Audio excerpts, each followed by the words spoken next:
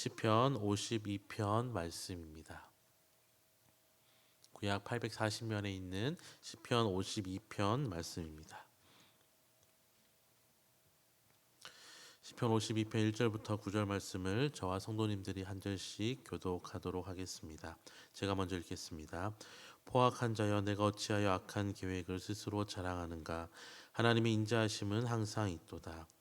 내 여가 심한 악을 꾀하여 날카로운 삭도같이 간사를 행하는도다. 내가 선보다 악을 사랑하며 의를 말함보다 거짓을 사랑하는도다. 한사하여 너는 남을 해치는 모든 말을 좋아하는도다. 그런즉 하나님이 영원히 너를 멸하시며 너를 붙잡아 내 장막에서 뽑아내어 살아있는 땅에서 내 뿌리를 빼시리로다.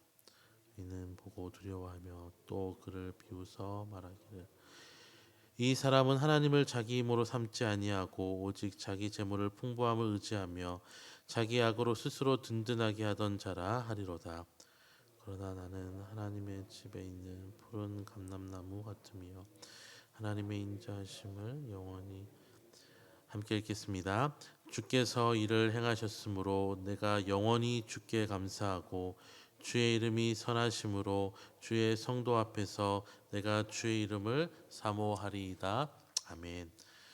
오늘 함께 읽은 시편 52편은 1절에서 4절까지 악인의 악행, 5절에서 7절까지 악인의 심판, 8절에서 9절까지는 의인의 다짐으로 나눌 수 있습니다. 시편 52편은 다윗이 지은 시로 끔찍한 한 사건을 배경으로 합니다. 다윗은 사울 왕에서 쫓겨서 도망치다가 제사장 아히멜렉의 도움을 받았습니다. 이 일을 도액이라는 에돔 사람이 사울 왕에게 보고했고 사울 왕은 군대를 끌고 와서 다윗을 도운 아히멜렉을 비롯한 85명의 제사장을 죽였습니다. 이 끔찍한 일을 경험한 다윗은 자기 때문에 희생당한 사람들에 대한 미안한 만큼이나 도액에 대한 분노로 가득했는데 그 마음을 시에 담은 것이 바로 시편 52편입니다. 다윗은 도액을 향하여서 악한 계획을 자랑하는 자, 혀가 날카로운 칼날 같은 자, 악을 사랑하고 거짓을 사랑하는 자라고 표현하며 그를 비난합니다. 사울왕이 85명의 제사장을 죽이는 끔찍한 일을 벌였던 이면에는 도액이 사실 그대로를 보고한 것이 아니라 분명히 거짓 정보를 주었기에 사울은 도액의 거짓된 말을 믿고 끔찍한 일을 벌인 것입니다.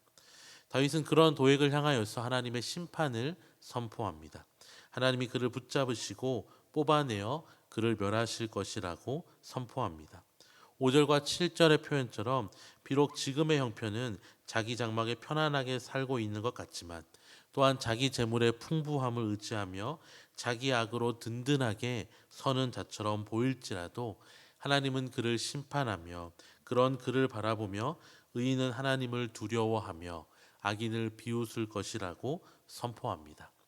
이어서 다윗은 자신이 비록 이런 끔찍한 일을 당했지만 그럼에도 불구하고 언제나 푸르른 감람나무처럼 하나님의 인자하심을 영원히 의지할 것이라고 고백합니다.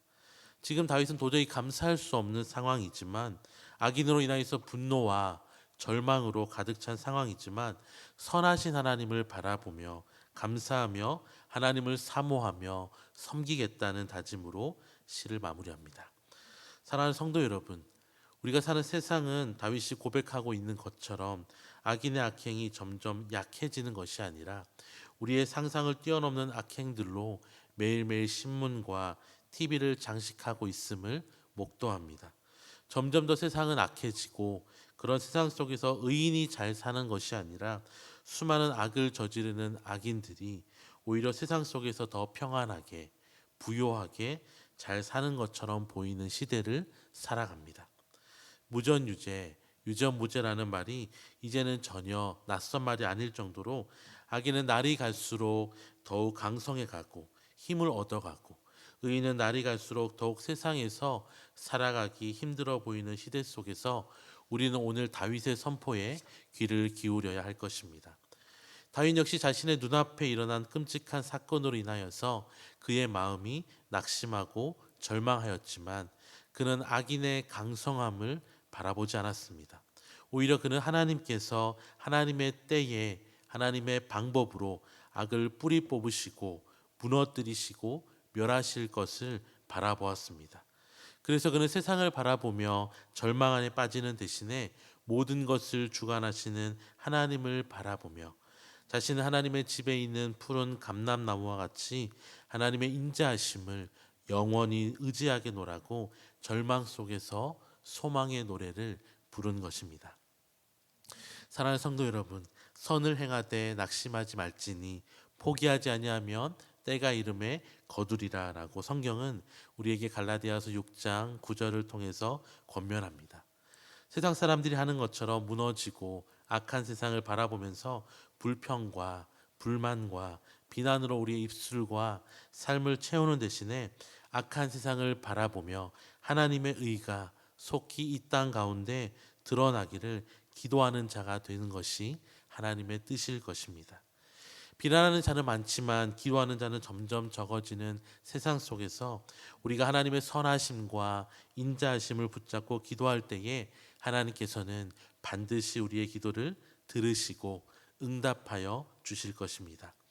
특별히 이 아침에 기도할 때에 한 가지 기도를 부탁드립니다. 뉴스를 통해서 현재 미얀마의 상황을 접하셨겠지만 우리 교회 협력 선교사님으로 미얀마에 섬기시는 주이지 선교사님과 또한 선교지의 성도들이 미얀마를 위해 기도해 달라고 중보를 부탁하셨습니다. 현재 쿠데타를 일으킨 군부가 이대로 미얀마를 온전히 정복하게 되면 민주화도 막힐 뿐만이 아니라 복음의 길이 더욱 막히게 되고 많은 교회들이 군부에 의한 본격적인 탄압에 직면할 수밖에 없기에 속히 다시 정상화로 회복되어지고 나라가 안정이 되어지고 교회가 다시 힘을 얻어서 선교의 박차를 가할 수 있도록 기도를 부탁하셨습니다.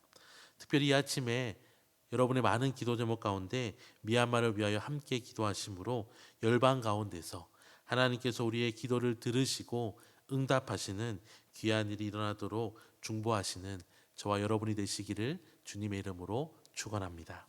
기도하겠습니다. 하나님 아버지, 세상은 점점 더 악해지지만 우리는 여전히 선하신 하나님을 바라봅니다. 때로는 하나님께서 어디에 계신지 무엇을 하시는지 우리의 눈이 가리워 볼 수 없을 때에도 선하신 하나님을 의지하며 하나님의 집에 심겨진 푸른 감람나무와 같이 오직 하나님만 섬기며 기도하게 하여 주시옵소서. 특별히 미얀마 땅이 맞이한 어려운 상황 주님이 더 잘 아시오니 미얀마 교회 성도들의 기도를 들으시고 우리의 기도를 들으셔서 복음의 길이 다시 한번 열리고 오히려 이 어려움으로 인하여서 더욱 복음이 힘있게 선포되는 은혜를 허락해 주시옵소서. 감사드리며 예수님의 이름으로 기도드립니다. 아멘.